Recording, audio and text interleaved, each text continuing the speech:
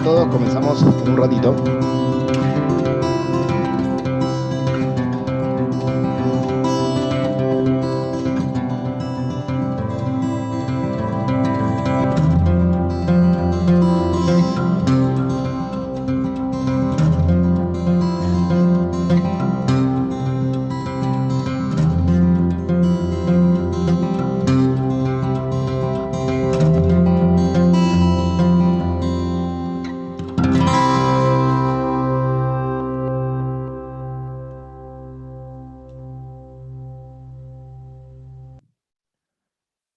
Bueno, bienvenidos a todos. Le damos la bienvenida a esta nueva edición del curso de acuicultura, innovación y agregado de valor para la producción y el abastecimiento local.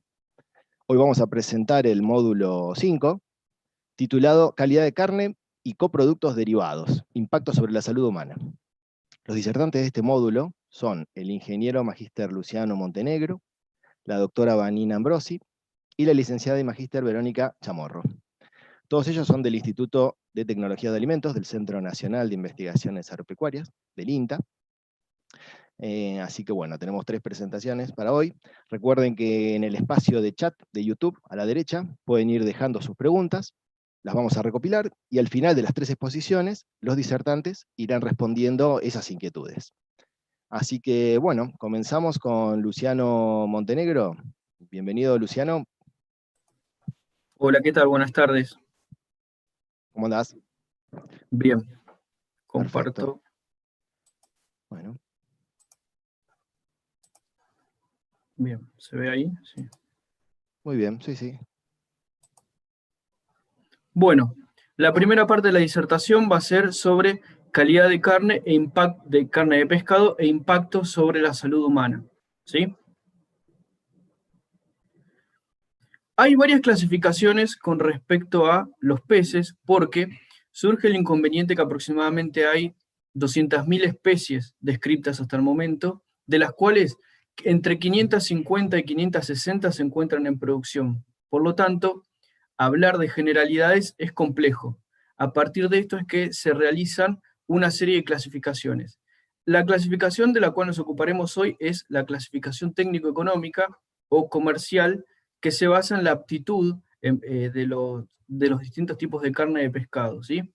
Dentro de esta clasificación encontramos a los pescados blancos, a los pescados grasos, los pescados planos, pescados para reducción y mariscos, dentro de los cuales están los moluscos y los crustáceos, ¿sí?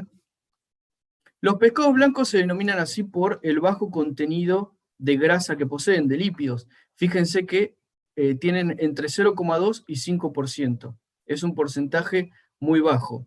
Estas especies, dado el bajo contenido de lípidos, son aptos para la obtención de filet, ¿sí? Y estas son especies demersales. ¿Por qué les menciono esto? Porque el hábito de natación de estas especies determina justamente estas diferencias en la composición. Las especies demersales, como por ejemplo la merluza, se las presento ahí para quienes no la conocen, es una especie que estas especies viven en el fondo del mar y en realidad tienen pocos movimientos, en el fondo del mar o bueno, en los lechos, ¿no? Y ellos tienen poco movimiento, simplemente para alimentarse. Y es por este poco movimiento que necesitan acumular bajo contenido de lípidos en la carne. Esto no quiere decir que tengan menos lípidos que otros peces, simplemente que en la carne almacenan menor cantidad, el resto están las vísceras, ¿sí? Luego tenemos a los pescados grasos, dentro de los cuales encontramos aquellos que tienen más contenido de grasa, ¿sí? En promedio 10%, aunque pueden tener entre 5 a 20, ¿sí? Son muy útiles para la elaboración de conservas, porque justamente el elevado contenido de lípidos produce una serie de características organolépticas deseables en la carne luego de los procesos para la elaboración de conservas. Dentro de estas especies tenemos a la caballa, por ejemplo, y a la mayoría de las especies de agua dulce que producimos en nuestro país. Estas especies se denominan pelágicas. ¿Qué quiere decir? Que están nadando casi permanentemente. Entonces, si están nadando por mayor tiempo, esto demanda mayor energía por parte de la carne, del músculo, ¿sí? Cuando el pez está vivo. Y esto produce una mayor acumulación de grasa, ¿sí? Por eso esta diferencia tan marcada. Tengo unas fotos para mostrarles. Fíjense, esto es un corte de una merluza, que es un pescado blanco, y fíjense, este es un corte de un sábalo, ¿sí? Ven el color es un músculo más oscuro, y esto está dado por el mayor contenido de grasa, ¿sí? Como pueden ver acá, ¿ven? Este es otro trozo de merluza, y acá otro trozo de sábalo. Fíjense ustedes cómo se nota fácilmente, ¿sí? La mayor acumulación de lípidos que se da en la región próxima a la columna, como pueden ver en la imagen, ¿sí? Esto es todo grasa. Ahora, ¿cómo está compuesta? Porque hasta ahora mencionamos a los lípidos y a la grasa, pero en realidad la carne de pescado también está compuesta por agua, lípidos, proteínas, vitaminas, minerales, ácidos nucleicos y ácidos nucleicos, ¿sí? Es muy importante resaltar que en los peces el contenido de agua y de lípidos tienen gran variación. No tanto ocurre esto con las proteínas. ¿Y por qué tienen variación? Bueno, fundamentalmente por los cambios en los hábitos alimenticios de las especies, aunque se pueden presentar variaciones estacionales, ¿sí? Producto de la fresa. Por ejemplo, la fresa es cuando los peces entran en periodo reproductivo y ocurre normalmente que baja el contenido de lípidos en la carne, ¿sí? Hay variaciones dentro de la misma especie, factores del ambiente, y como factores del ambiente me pareció muy útil esta ejemplificación para que lo entendamos bien. Esta especie que ven acá, esta foto es un pejerrey. El pejerrey en condiciones normales se alimenta de zooplancton, ¿sí? Que es la foto que está en el margen superior. En los periodos invernales, cuando hay baja cantidad de luz y baja temperatura en el agua, falta zooplancton. Entonces el pejerrey cambia su hábito de alimentación y se alimenta de otros peces. Esto mismo ocurre en la mayoría de las especies, y como somos lo que comemos, básicamente, los peces, si se cambian el hábito de alimentación, cambian también la composición en la carne. Les marqué, por otro lado, el contenido de agua y de lípidos, porque vamos a ver que acá ya podemos establecer una generalidad, y es, normalmente cuando aumenta el contenido de lípidos, baja el contenido de agua en la carne de pescados. Les quiero mostrar esta tabla, ¿sí? Que nos ilustra la composición proximal, es decir, la composición en porcentaje de proteínas, lípidos, agua, cenizas e hidratos de carbono en distintos productos, ¿sí? Distintos productos, y vemos cómo, fíjense, los pescados blancos tienen bajo contenido de lípidos, y miren el agua, elevado contenido de agua, mientras que nos vamos a los pescados grasos, tenemos 10% de lípidos, como habíamos mencionado, y fíjense que el porcentaje de agua disminuye. Es lo que les había mencionado, que normalmente cuando aumenta el contenido de lípidos, baja el contenido de agua. No tenemos muchas diferencias en cuanto al contenido de proteínas, y sí, bueno, a ustedes les puede llegar a llamar la atención que el pescado seco tiene mayor concentración de los componentes. Esto es por una cuestión que el pescado seco está deshidratado y pierde un poco de agua, ¿sí? Bueno, normalmente la carne de pescado, uno de sus atributos fundamentales es la elevada digestibilidad. Y esto está dado eh, por dos características fundamentales, y son estructurales. Por un lado, el largo de las fibras musculares, ¿sí? Y porque esto, miren, ven que tenemos el miotomo, ¿sí? Que está entre los dos septos. Bueno, acá están las fibras musculares, que son muy cortas. Esto no ocurre en el resto de los animales terrestres, por ejemplo. Y por otro lado, el contenido de colágeno. La carne de pescado tiene un bajo contenido de colágeno, normalmente no supera el 10%, mientras que animales terrestres tienen hasta entre un 15 o un 17%. ¿Y esto por qué nos importa? Porque justamente cuando la carne tiene elevado contenido de colágeno, la digestibilidad baja.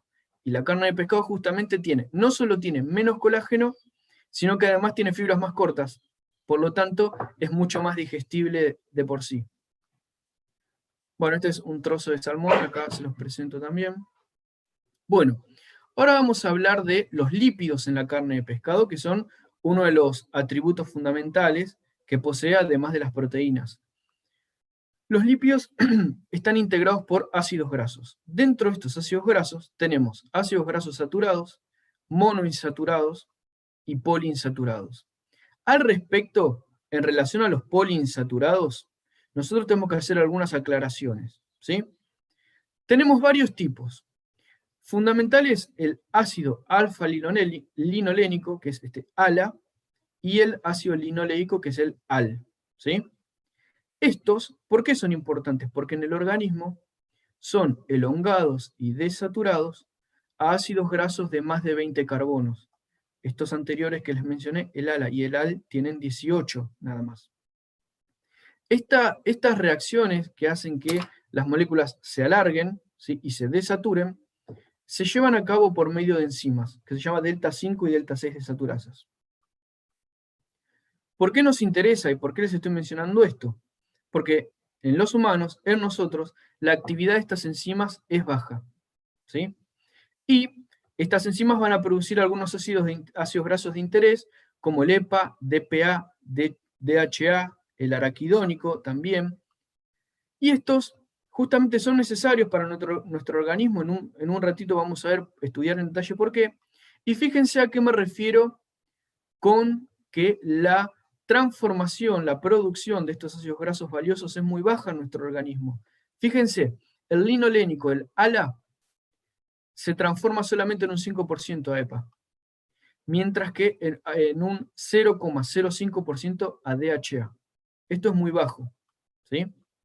Por otro lado, hay un inconveniente, y es, no solamente nuestro organismo tiene baja capacidad para transformar estos ácidos grasos de 18 carbonos a los de más de 20, sino que encima estos dos, el ALA y el AL, compiten entre sí por las mismas enzimas, ¿sí? Entonces, esto determina justamente la necesidad de nosotros ingerir mediante la alimentación EPA y DHA, porque son esenciales para nosotros, porque cumplen una serie de efectos benéficos, dentro de los cuales destacamos, fíjense, disminuye el riesgo de enfermedades degenerativas, esto es muy importante, disminuye el riesgo de la diabetes, aumento de la masa encefálica durante los primeros años de vida, esto es muy importante para los lactantes, ¿sí? Desarrollo de la capacidad cognitiva también durante los primeros años de vida. Incluso se los asoció con efectos psicológicos del aprendizaje, por ejemplo, en niños. Y a partir de esto, de los beneficios que se estudian y de que nosotros tenemos una baja capacidad para producirlo, es que algunos organismos oficiales y organismos de salud establecieron límites diarios de consumo. Entonces, los requerimientos son para mujeres embarazadas 300 miligramos por día, siempre estos son de EPA más DHA, ¿sí?, una suma. En niños también 300 miligramos por día y adultos 250 miligramos por día. Esto es lo que nosotros deberíamos ingerir, ¿sí?, para que se puedan cumplir los roles biológicos que desempeñan estos compuestos en nuestro organismo. Ahora, ¿de dónde los podemos obtener? Porque dijimos que nosotros los tenemos que incorporar a partir de los alimentos, no los podemos producir en elevada cantidad. Entonces, tenemos tres fuentes fundamentales: las algas, cápsulas de aceite de pescado y la carne de pescado propiamente dicha. En relación a las algas, es útil mencionar que son buenas fuentes, muy buenas fuentes, pero de ácido linolénico. ¿Y qué dijimos? Nuestro organismo necesita EPA y DHA, no linolénico. Y encima, nosotros tenemos una baja capacidad para producir estos compuestos. Entonces, las algas no serían una fuente apropiada de EPA y DHA porque nos están entregando su precursor y nosotros tenemos poca capacidad para asimilarlo, ¿sí? Por otro lado tenemos a las cápsulas de aceite de pescado. Y acá se dan algunos inconvenientes también. Y es que para alcanzar los requerimientos diarios, las cápsulas tienen que tener aproximadamente 3 gramos. Y ahí ya tenemos el primer problema, la dificultad para tomar una cápsula de este tamaño, ¿sí? Por otro lado, suele ocurrir que el aceite encapsulado se oxida fácilmente, se produce deglución, y además que es necesario atender, porque si uno quiere que el efecto sea el deseado, debe estar acompañado con otros alimentos, porque si no, nuestra digestión no es la adecuada. Y acá tenemos a la carne de pescado, que para nosotros es la fuente principal, porque la carne nos aporta EPA y DHA, tal como los necesitamos, y por otro lado, nos permite cubrir nuestros requerimientos, ¿sí? Bueno, pero yo les mencioné, si bien la carne de pescado es una muy buena fuente de EPA y DHA, que tenemos distintos tipos de carnes. Entonces, al respecto, vamos a hacer una clasificación entre los carne de pescados de agua dulce versus de agua salada. El primero es de agua salada, como por ejemplo la merluza, que es la foto que ven acá. ¿Y qué inconvenientes hay? Pensemos que la merluza es una especie de pesca, no se produce. Entonces son cardúmenes que están libremente y van migrando de un lugar a otro. Entonces hay una variación estacional en la composición química porque lógicamente ellas van alimentándose de lo que encuentran. Hay escasa tecnología de cultivo, por eso es que se extrae, se pesca, y esto tiene un inconveniente biológico, porque hay muchos cardúmenes de especies comerciales que la FAO, por ejemplo, está alertando que están disminuyendo, ¿sí? Hay riesgo por el riesgo de sobrecaptura.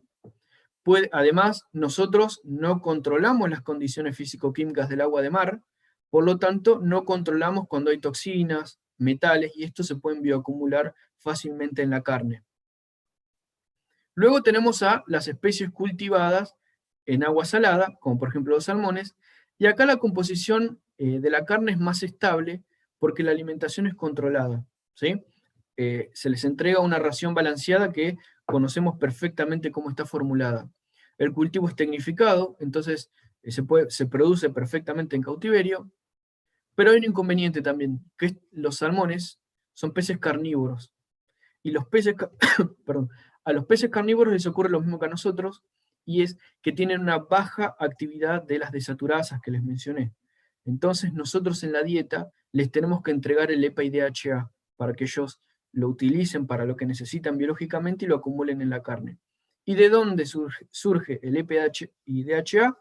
Fundamentalmente de harina de pescado. Entonces estamos utilizando pescado para alimentar a más pescados, ¿sí? La idea es justamente que hay otro tipo de especies, que son las especies omnívoras, de agua dulce también, que son muy abundantes en nuestro territorio, y estas tienen una composición de la carne más estable por el hecho que se cultivan, ¿sí? Y al cultivarse, nosotros les entregamos un alimento que conocemos perfectamente su composición, y esto se refleja en la carne. Los cultivos son tecnificados, y ¿saben qué es lo interesante de esto? Que normalmente estas especies tienen una mayor actividad de las desaturasas, por lo tanto son capaces de aprovechar el ácido alfa-linolénico y linoleico para la producción de EPI-DHA. Y esto es interesante porque saben que el ALA y el AL se obtienen a partir de fuentes vegetales. No hace falta utilizar derivados de pescado. Por lo tanto, tienen una alimentación más sustentable y alcanzamos el mismo producto, ¿sí? Por lo tanto, permite el reemplazo de derivados de pescado en las dietas.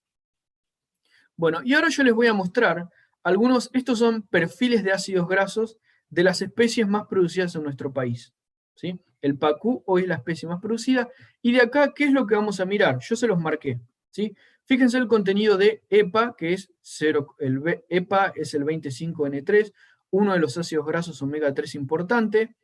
Esto está en porcentaje, ¿sí? Yo se los muestro así porque ustedes después van a acceder a esto, yo se los explico más desglosado. ¿Qué nos interesa de esto? Las relaciones N6N3, y esto es lo más importante. Fíjense, por ejemplo, para el caso del pacú, ¿sí? El pacú tiene aproximadamente 9,76% de grasa, es decir, casi 10 gramos de grasa cada 100 gramos de carne.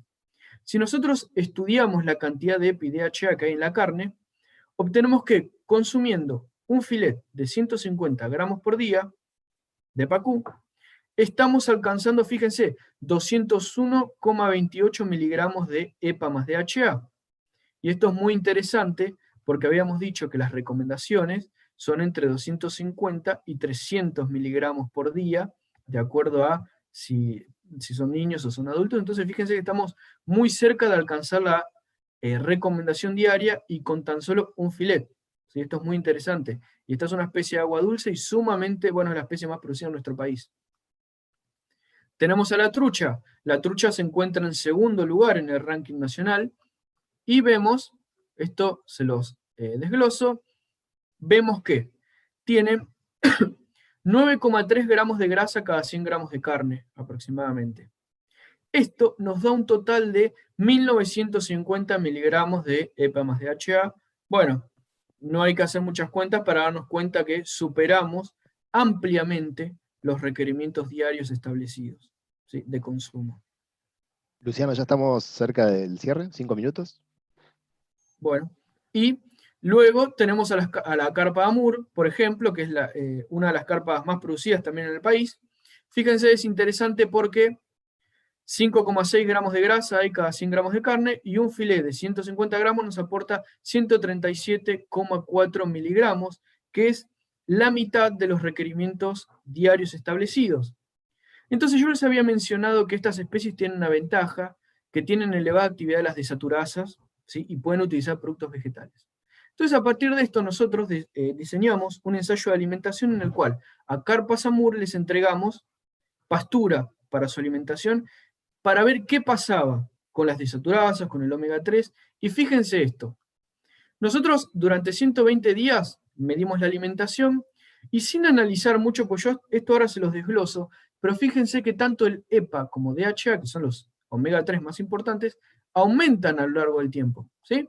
La línea de arriba son los que se alimentaron con pastura, la línea de abajo no, ¿ven? Que aumenta en ambos casos. Entonces se los desgloso.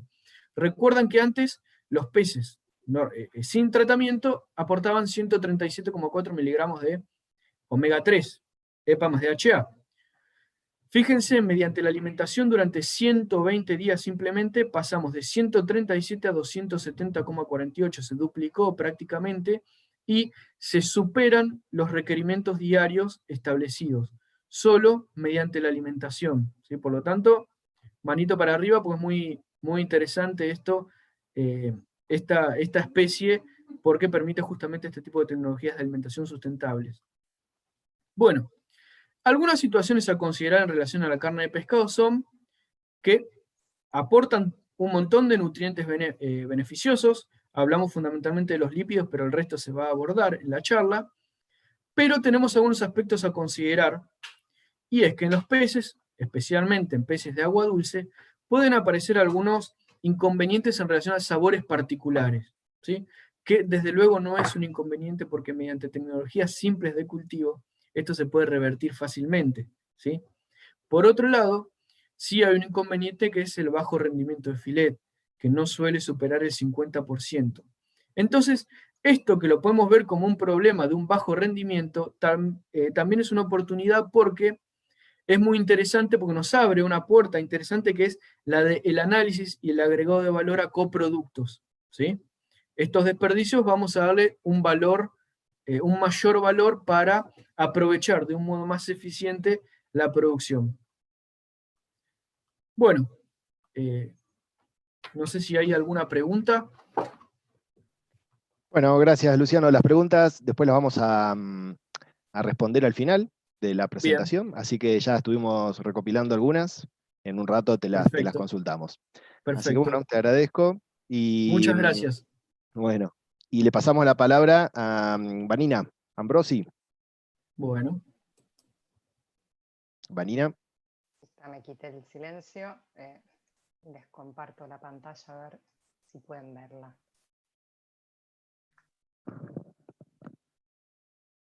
¿Se ve? Sí. Ahí estamos. Bueno, muchas gracias. Voy a continuar un poco con esto que dejó Lucho en el tintero. Voy a hablar de productos secundarios con un valor agregado a partir del procesamiento de pescado. Bueno, como bien mencionó mi colega, el consumo de pescado está asociado a los nutrientes interesantes que tiene. Entonces, es importante mencionar que las proteínas de pescado aportaron nutrientes a 3,3 millones de personas en 2018 y correspondió al 20% de la ingesta de proteína animal, lo cual es un número interesante.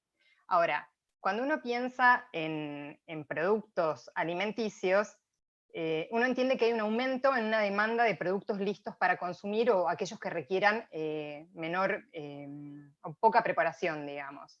Entonces, en ese caso estamos hablando de agregado de valor. ¿Qué es el agregado de valor? Es cualquier actividad a lo largo de la cadena de suministro que aumente la facilidad del uso para el consumidor o le dé algún atributo culinario, siempre aumentando la viabilidad económica para el productor de ese alimento. Entonces, lo que uno pretende cuando agrega valor, obviamente, es obtener mayores ganancias, pero además brindar una variedad de productos y seguir el ritmo de la demanda del consumidor.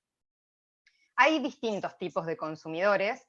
La realidad es que tenemos, por un lado, el consumidor funcional, que sabe que las proteínas del pescado son saludables, pero entiende también que hay otras proteínas de interés, con lo cual se someten a competencia y no está dispuesto a pagar de más por un alimento. Por otro lado, tenemos al consumidor experimental, que es un consumidor consciente y que percibe al pescado como una fuente superior de proteínas, pero bueno, lo que espera es que tenga algún beneficio extra para la salud y está dispuesto a pagar por ello. Entonces, cuando nosotros hablamos de agregado de valor, necesariamente hablamos de procesamiento.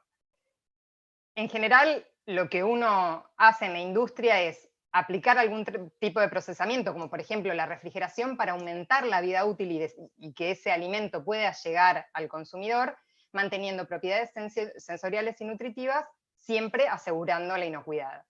Pero lo que en definitiva hace es aumentar la comodidad para el consumidor y también, obviamente, el valor económico del producto. ¿Cuál es la situación mundial de la pesca de captura y la acuicultura? Bueno, desde el año 90 en adelante se observó un aumento en la producción y el mayor aumento estuvo dado por un crecimiento en el sector acuícola. Hoy por hoy la producción representa casi el 46% de lo que se produce en total. Y del total de la producción, la mayor parte, el 88%, va destinado directamente al consumo humano, en distintos tipos de productos. El mayor porcentaje va como refrigerado, después hay congelados o conservas, curados y demás.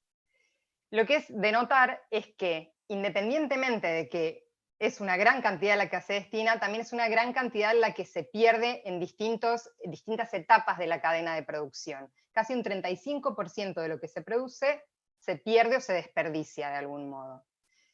Entonces, es importante pensar que hay un interés allí. Cuando uno habla de productos, en general uno habla del músculo. Lo que le interesa del pescado es consumir el músculo, la carne. Hay distintos tipos de productos, como pueden ser filet, bloques y demás, pero para la elaboración de ese tipo de productos siempre se van a producir desperdicios. Dentro de esos desperdicios hay distintos tipos, puede ser cabeza, esqueleto, vísceras, etc. Y pueden ser aprovechadas para distintos usos. Un ejemplo de procesamiento es la elaboración de filet. Cuando se filetean los pescados para poder llevar a las pescaderías el filet, solo un 35% se aprovecha como carne comestible. Es decir, que casi un 70% se está desechando. Obviamente esto va a depender del tipo de producto que se genere. Este es un ejemplo solamente para un filet. Pueden ser bloques congelados y demás, y los niveles de descarte que se producen son diferentes, pero lo que es importante pensar es que es un montón de producto que se está descartando. Entonces es importante pensar en aprovecharlos de alguna manera. Cuando uno también habla de desechos, tiene que pensar en cómo gestionarlos. Por un lado, uno sabe que los tiene que de algún modo disponer de ellos y tiene que cumplir con las regulaciones vigentes.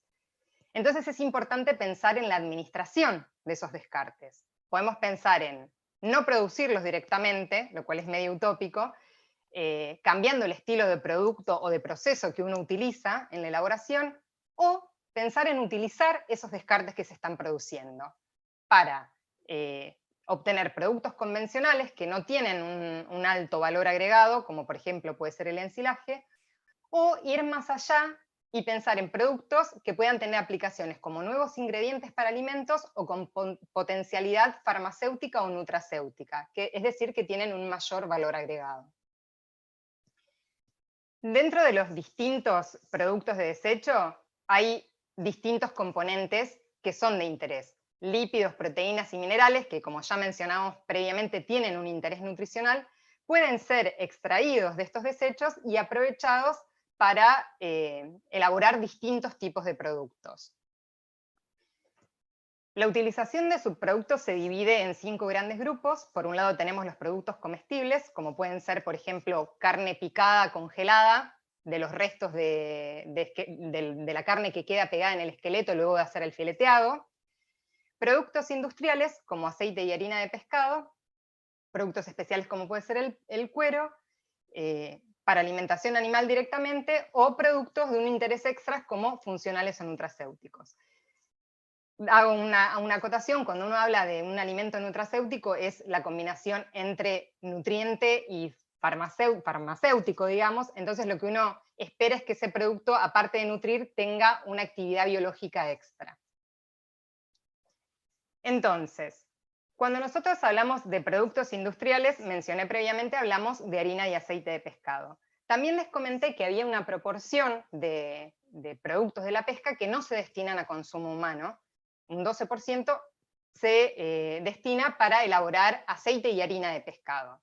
Uno parte de 1000 kilos de material crudo. Este es un ejemplo de proceso donde se cocina, se prensa, se separa el aceite, luego se evapora, y se obtiene un 10% de aceite que puede ser utilizado para la industria, por ejemplo, farmacéutica, o también para suplementación animal, y lo que se conoce como harina de pescado, que es un 20%, que en general va destinado para alimentación animal principalmente, aunque si se utiliza en condiciones de elaboración adecuadas, podría pensarse para producir concentrados proteicos para alimentación humana. Pero en principio, hoy por hoy, se destina para alimentación animal. ¿Cuál es el panorama de la producción de harina de pescado en el mundo? Hoy por hoy, el 30% de lo que se produce se hace a partir del aprovechamiento de los productos de descarte. Y se espera que para 2030 aumente el uso de los subproductos. Sin embargo, se van a seguir utilizando productos frescos para elaborar harina de pescado. Y esto lo que nos hace pensar es que, según las proyecciones de la ONU, la población mundial va a aumentar en 2 millones para 2050. Y se espera que mejoren las políticas de elaboración y demás, y que haya mayor acceso a los alimentos, pero sin embargo, hoy por hoy, el 90% del pescado que se destina para consumo diferente al consumo humano, es de calidad alimentaria. Es decir, que estamos utilizando productos que son de calidad alimentaria y no estamos usando para alimentarnos. Ahora bien, ¿qué ocurre con el mercado global de proteínas? El segmento de ingredientes saludables tiene interés en distintos componentes, pero el de las proteínas es el de mayor interés. Casi el 50% del interés en ingredientes saludables se centra en proteínas. Y esto tiene que ver con que hay un aumento en el consumo de alimentos proteicos, porque a su vez también hay un aumento en la conciencia del consumidor acerca del bienestar y del comer bien, lo que hace que obviamente haya un aumento en la demanda de ingredientes a partir de proteínas. Y no solo se demandan ingredientes de origen animal, sino que también se demandan proteínas de origen vegetal. Sin embargo, 2 puntos importantes de interés es que se están utilizando las proteínas como ingredientes para cosmética y farmacia, y se están utilizando también para el desarrollo de fórmulas para fines especiales. Y dentro del interés de ingredientes animales, además del huevo y de la leche, tenemos proteínas de origen animal, como son la gelatina, el colágeno, entre otras. En los subproductos tenemos un perfil interesante de proteínas. Y lo que tenemos que pensar es que esas proteínas que están presentes en los desechos son de la misma calidad, si se quiere, que de las que están en el pescado entero. Dentro de las proteínas de músculo, o lo que conocemos como carne, tenemos, por un lado, unas proteínas que son solubles en agua, que son las enzimas que pueden ser utilizadas como ingrediente en la industria alimentaria, y las que son solubles en solución salina, que son el músculo propiamente dicho, o lo que conocemos como carne. Por otro lado, también tenemos proteínas insolubles, que son el colágeno y la elastina, que principalmente están en piel, escamas, aletas y demás. Y lo que es interesante notar es que en todos estos subproductos hay cantidades interesantes de proteína, particularmente en los cortes o en las vísceras podemos llegar a tener hasta 23% de proteína, que son de buena calidad nutricional, por lo tanto tenemos que pensar en utilizarlas para fines alimentarios. O sería interesante por lo menos pensarlas para ello. ¿Cómo recuperamos las proteínas de los subproductos? Eso va a depender de qué producto nosotros querramos generar.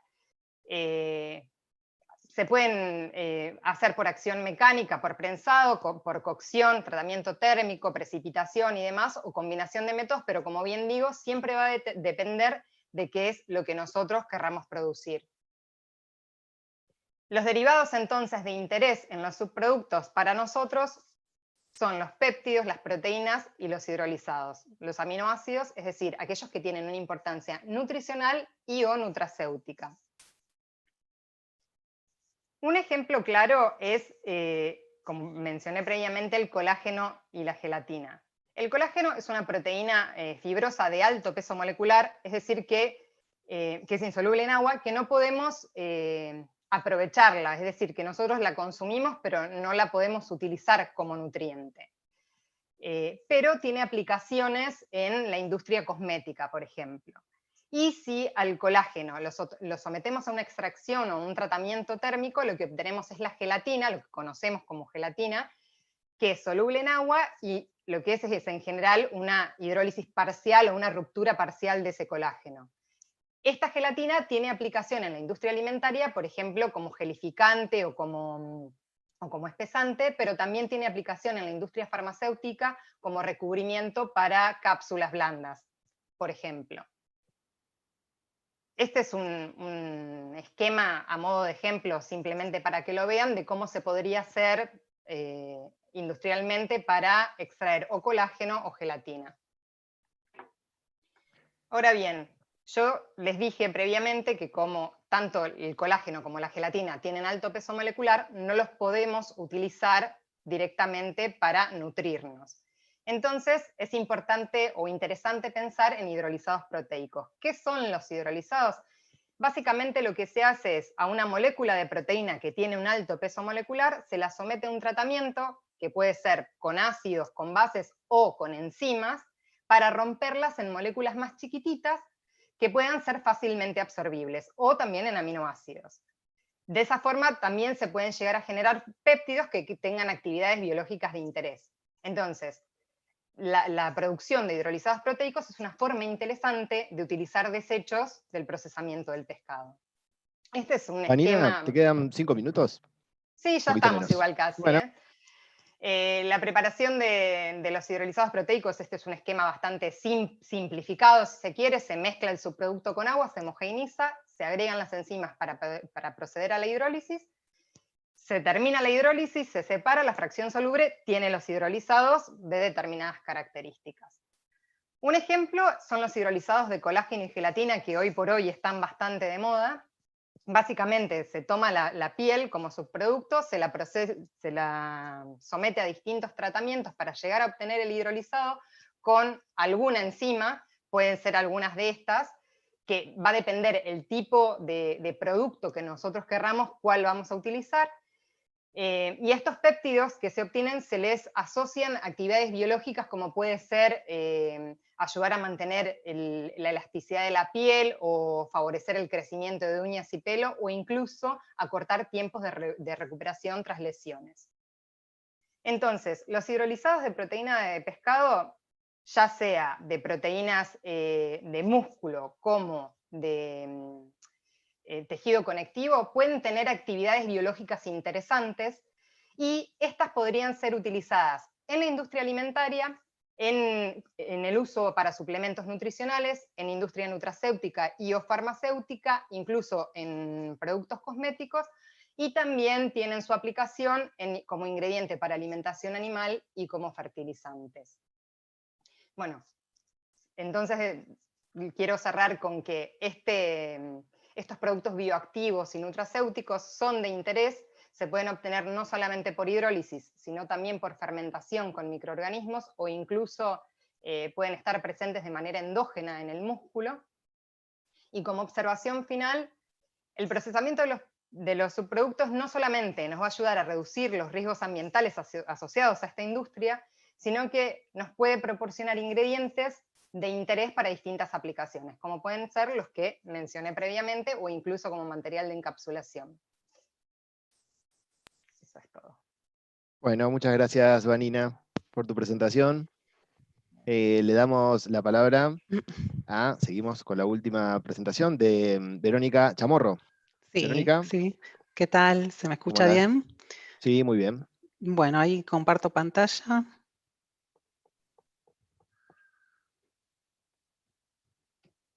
Ahí está. ¿Se llega a ver?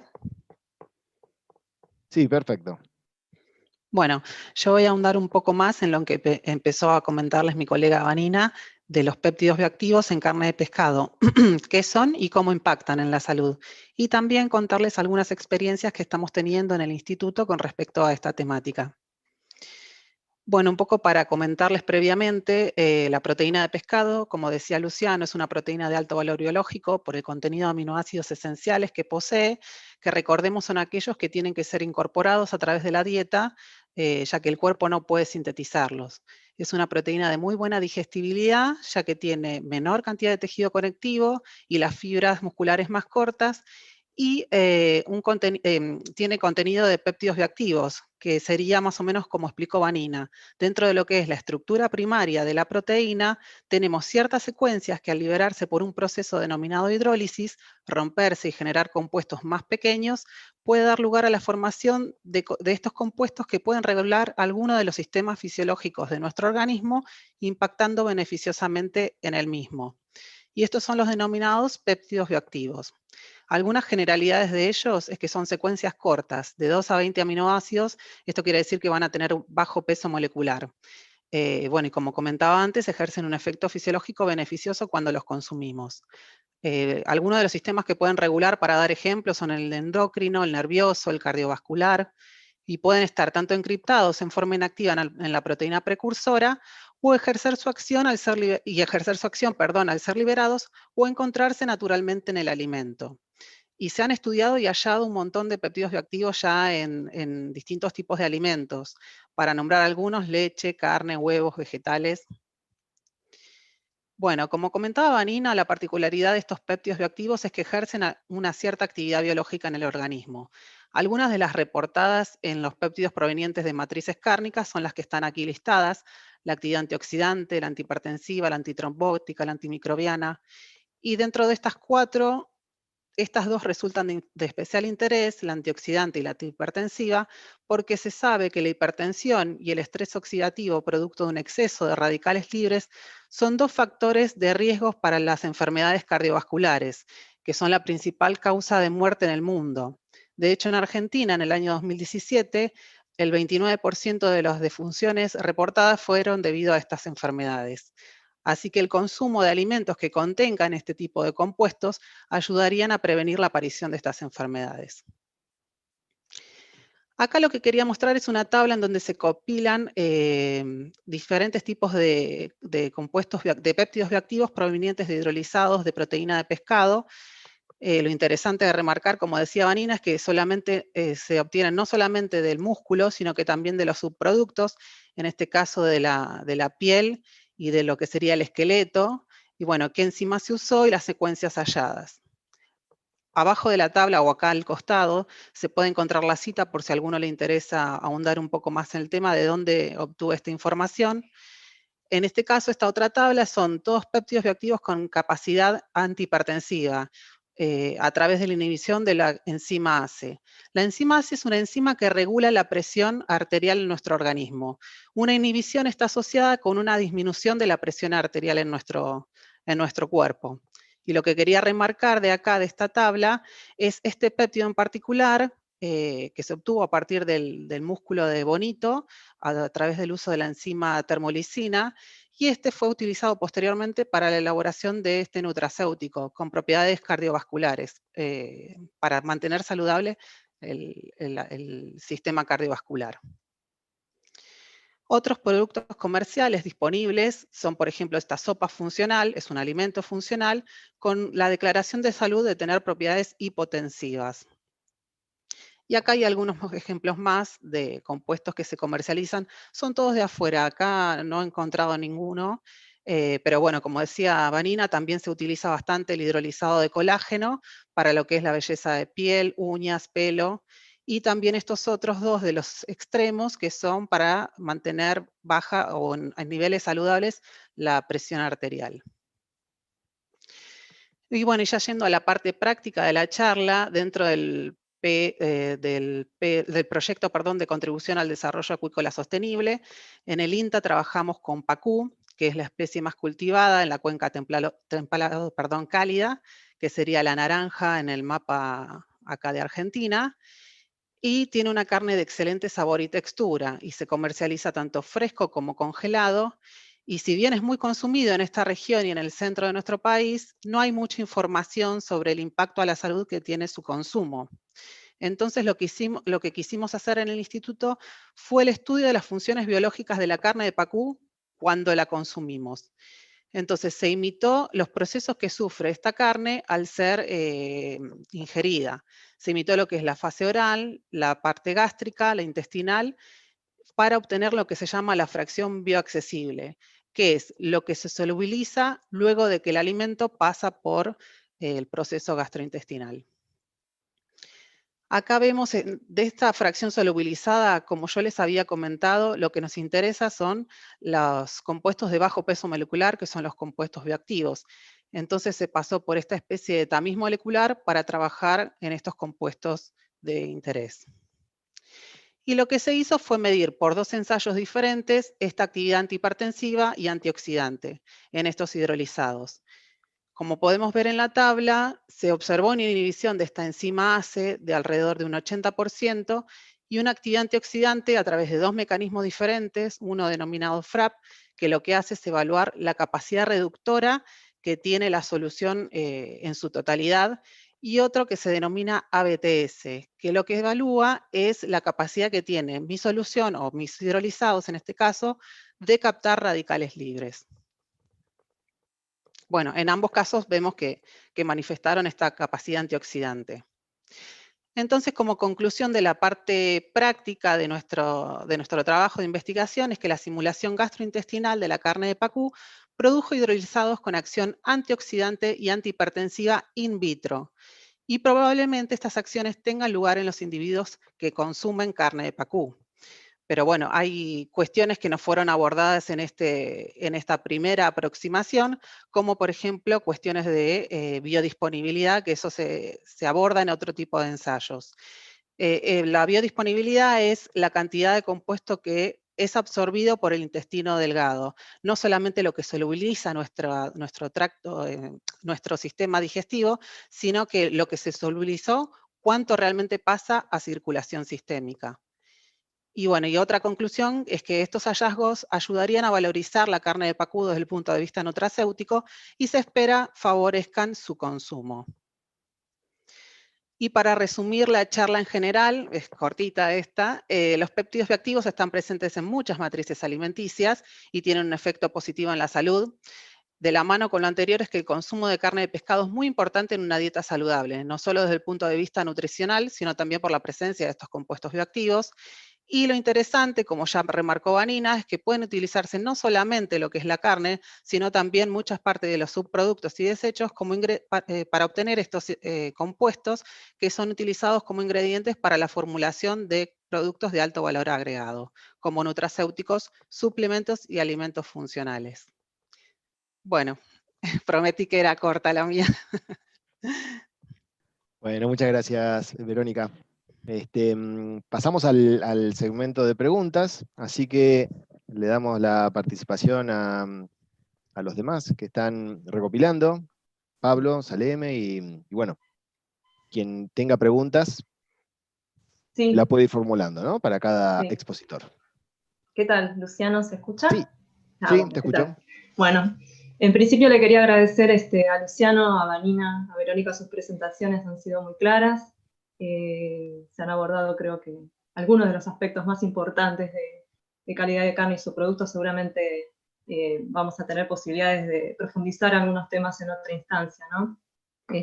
Sobre todo, sabemos que en la Argentina tenemos un camino por recorrer en cuanto a esta temática particular, y en general sabemos que muchas veces se busca reemplazo o alteración o modificación en la composición de los alimentos para acuicultura, y tenemos que prestar atención en ese sentido porque puede impactar en la composición química nutricional de la carne y de los subproductos que eso genera, ¿no? Y en ese sentido nosotros siempre destacamos la importancia de los sistemas de producción sostenible, que en lo posible brinden productos de calidad diferenciada, de composición química conocida, que eso esté bien informado, y por sobre todo que sea accesible a los consumidores, ¿no? Así que quería simplemente mencionar esto, agradecerle la presencia de Adriana Descalzo, la coordinadora del Programa Nacional de Agroindustrias y Agregado de Valor, de INTA, y vamos a pasar a las preguntas. No, muchas gracias, Carolina. Sí. En principio tengo una pregunta para Luciano. Sí, ahí está. ¿Qué sucede con los lípidos como EPA y DHA, que vos muy bien has contado, cuando la carne es sometida a procesos de cocción o envasado, ¿no? Que surgió en dos preguntas? Sí, en realidad estos lípidos, estos ácidos grasos que les mencioné, son muy interesantes desde el punto de vista nutricional, pero tienen un inconveniente, que químicamente tienden a oxidarse fácilmente. Entonces la oxidación se puede dar por dos vías, en la vía de la conservación, cuando están refrigerados, por ejemplo, o envasados, y por la vía de la cocción. Al respecto, hay algunos trabajos bastante interesantes que estudian algunos tipos de qué alteración sufre ante distintos métodos de cocción, como por ejemplo al horno o a la plancha, ¿sí? Vuelta y vuelta, y lo que establecen es, en todos los casos, la cocción determina una disminución en el contenido de EPA y DHA. Pero hay algunos métodos que producen una menor alteración, como por ejemplo el que sugieren es a la plancha vuelta y vuelta altera menos, ¿sí? Así que, porque justamente tienden a oxidarse en esos procesos. Entonces se pierde un poco, una parte de la concentración del contenido. Perfecto. Y relacionado un poquito con eso, ¿cómo podría mejorarse en todo caso este deterioro por oxidación que puede ocurrir ya sea por cocción, envasado, etcétera, en estos productos donde son importantes las concentraciones de ácidos grasos poliinsaturados de cadena larga? Si hay alguna experiencia. Sí, sí. Que al respecto, yo les mencioné, esto se puede mejorar fácilmente porque dijimos, el principal problema que determina la pérdida de estos ácidos grasos valiosos es la oxidación. Entonces, si nosotros adicionamos compuestos con actividad antioxidante, se van a proteger estos ácidos grasos.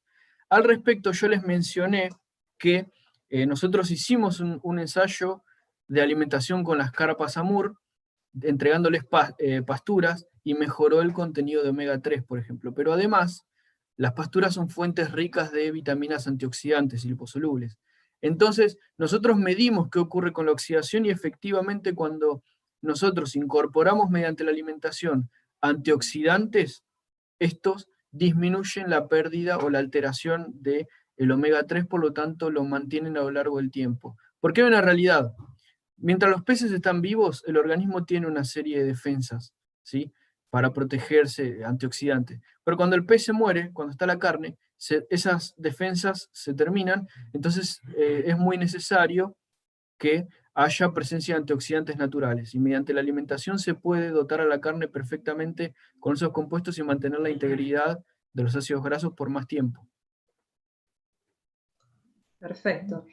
Y en ese sentido preguntan también qué hay de cierto en que los pescados que contienen omega 3, por ser de criaderos, o sea, respecto a la concentración, ¿no?, de los Sí. omega 3 de cadena larga, entiendo yo, Sí. de aquellos productos que provienen de criaderos o que son alimentados con alimento balanceado, justamente, con formulados.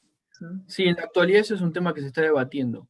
Y al respecto, fundamentalmente se debate en el área de la salmonicultura. Y hay algunos trabajos en Chile especialmente que muestran que en los últimos años está disminuyendo el contenido de omega 3 en la carne. ¿Por qué? Porque, como les mencioné, los salmones, por ejemplo, son especies carnívoras y ellos necesitan incorporar el EPA y DHA a partir de la alimentación. Y la fuente de estos es la harina de pescado. ¿Qué pasa? La harina de pescado es cara, ¿sí? Por lo tanto, permanentemente se van reformulando dietas y van reemplazando parte de harina de pescado por harina de soja. Y esto produce cambios en la relación. ¿Se acuerdan que yo les mencioné que el ácido linolénico compite con el linoleico y demás? Bueno, y lo que ocurre es que en esta competencia, la harina de soja es rica en linoleico, ocurre que va disminuyendo un poco el contenido de omega 3, de estos ácidos grasos valiosos. Por lo tanto, en condiciones, sí se está debatiendo y hay evidencia a favor que sostiene que la alimentación de muchas especies cultivadas está produciendo una disminución en el contenido de omega 3 en la carne. Perfecto. Respecto de una diapositiva que mostraste, la composición química del pacú, preguntan el tamaño o peso que tendría ese filete, o bueno, creo que por ahí podrías explicar un poquito más, que está en porcentaje, o las unidades en que se expresó esa tabla para que se interprete bien las cantidades.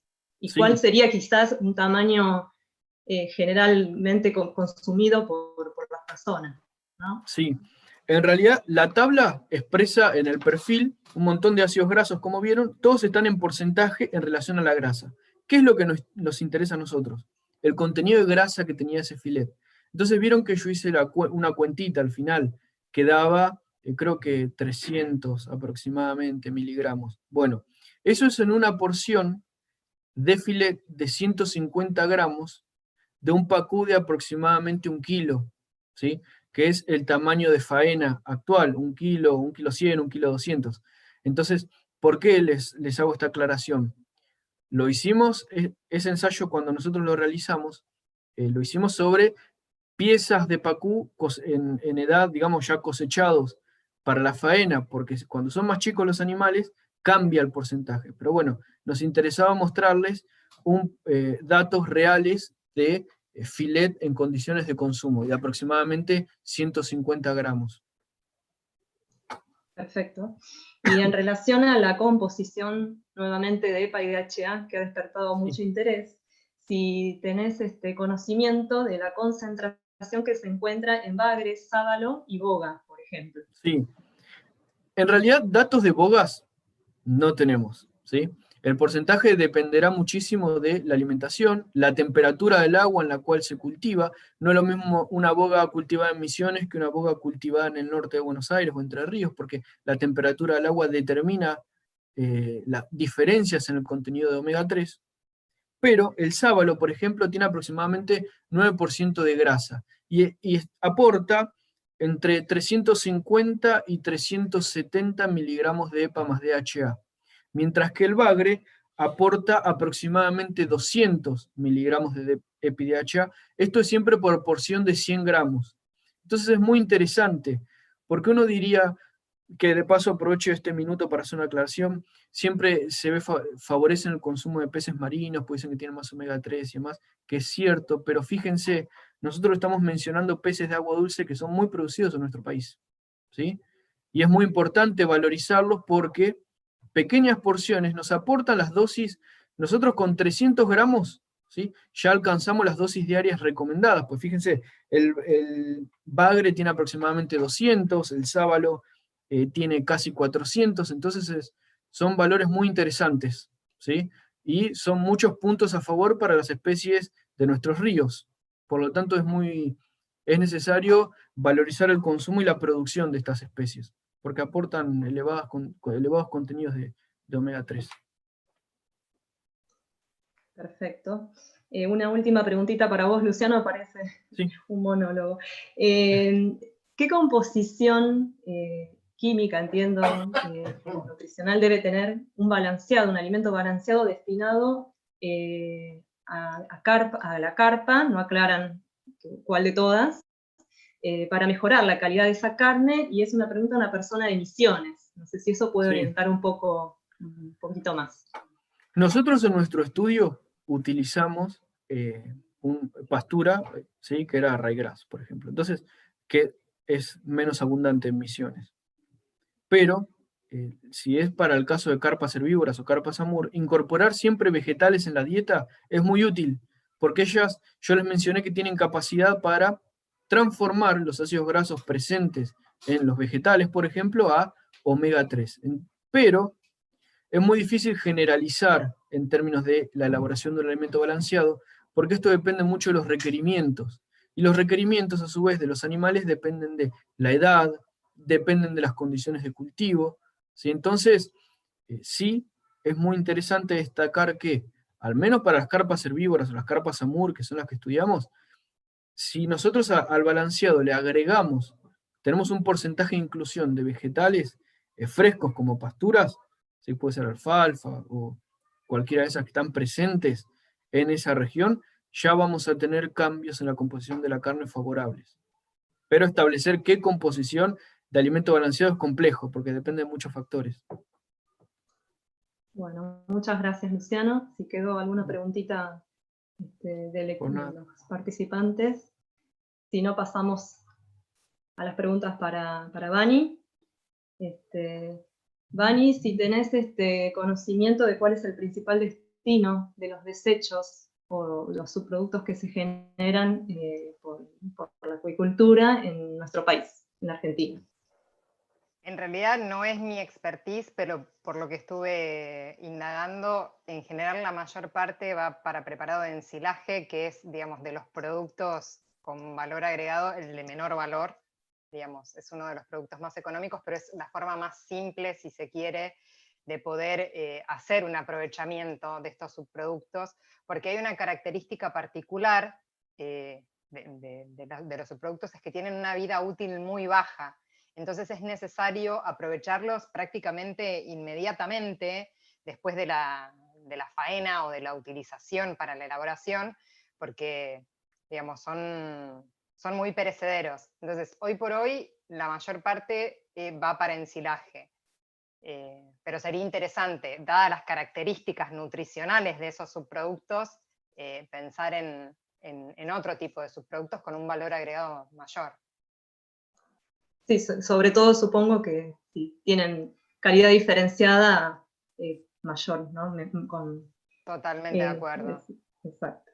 Bueno, y creo que lo mencionaste, pero lo preguntaron, así que quizás lo podríamos aclarar. ¿Qué se puede hacer para aprovechar los restos de pescados que quedan al extraer el filet? Que es más o menos un poco lo que comentaste en la charla.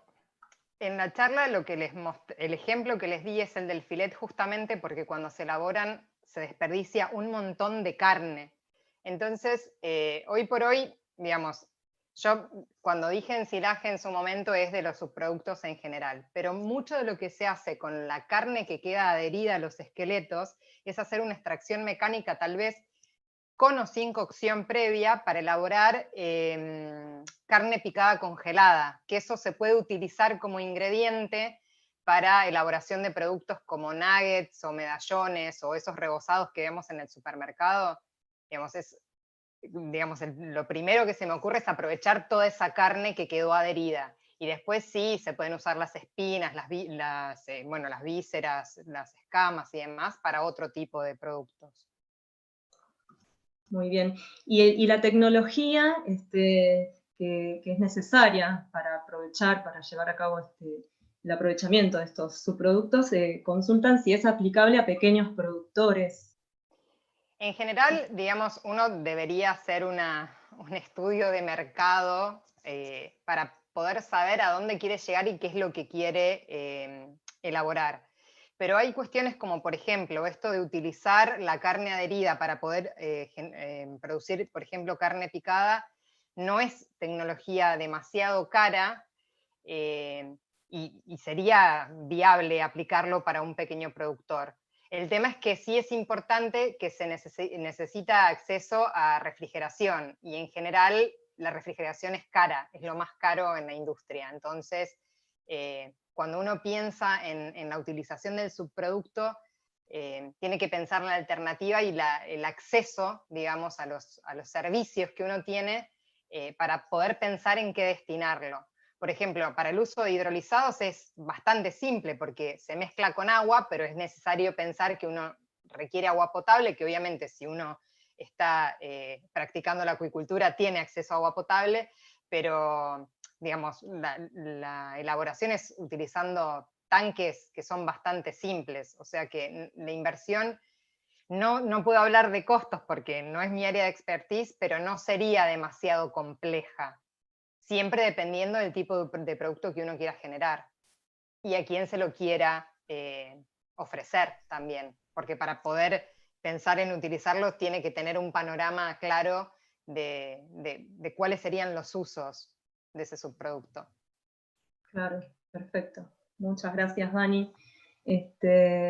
Tengo algunas preguntitas para Vero también. Pasamos a ella.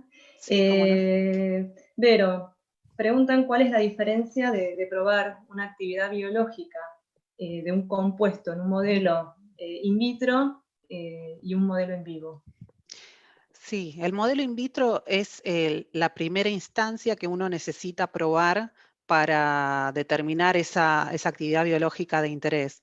Es el paso necesario, pero no suficiente, para la siguiente etapa, que sería un modelo animal, en donde tenés otras características contempladas que en el ensayo in vitro no. Por ejemplo, yo mencioné esto de la biodisponibilidad, que era de esa fracción que se solubilizó, cuánto realmente termina atravesando el intestino delgado, el tejido. Después, esa fracción que sí atraviesa el tejido, sufre ataque enzimático de enzimas que están en la sangre, llega intacto al órgano target en donde ejerce su acción. O sea, son todas cuestiones, actúa en sinergia con otro sistema para poder ejercer esa actividad biológica. Son todas cosas que uno termina de chequear recién en un modelo in vivo. Esa es la diferencia. El modelo in vitro es muy simplificado, pero es necesaria para poder pasar al siguiente sistema. Muchas gracias, Vero. Quedó una preguntita pendiente para Luciano, a propósito de los ácidos grasos omega 3. Sí. Preguntan si hay introducción de preparados a base de krill en la acuicultura. Porque dice que desde hace unos años se comenzó a reemplazar en las granjas, sobre todo, la harina de pescado por el uso de krill. Sí. Desconozco en el país si se está utilizando, porque sé que especialmente para los cultivos ornamentales o para las fases iniciales de cultivos, como por ejemplo el pacú y otras especies que son zooplantófagos, es una tecnología de alimentación cara, ¿sí? Pero, digamos, desconozco si en este momento se está utilizando en el país para la alimentación de los peces.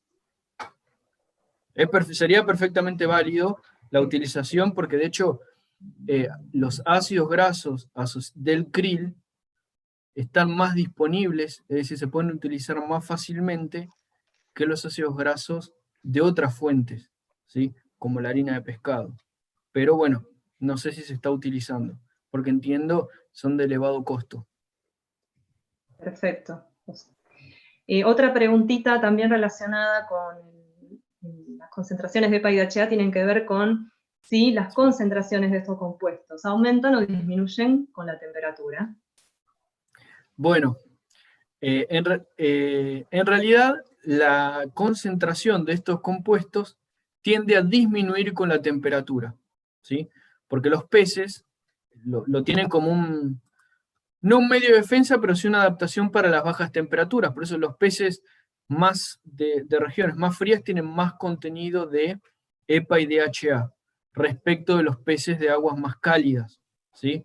Pero en ambos casos, ambos tipos de carne son buenas fuentes de EPA y DHA. Pero sí, los peces de clima cálido tienen menos contenido de EPA y DHA que los de aguas frías.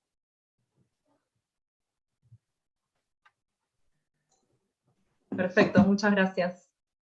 Bueno, Este, ¿ya están las preguntas entonces? ¿Ya todas estamos, creo que respondidas? sí. Perfecto. Perfecto. Bueno, Gracias, Luciano. les agradezco a todos por sus presentaciones. La verdad que estuvo muy interesante.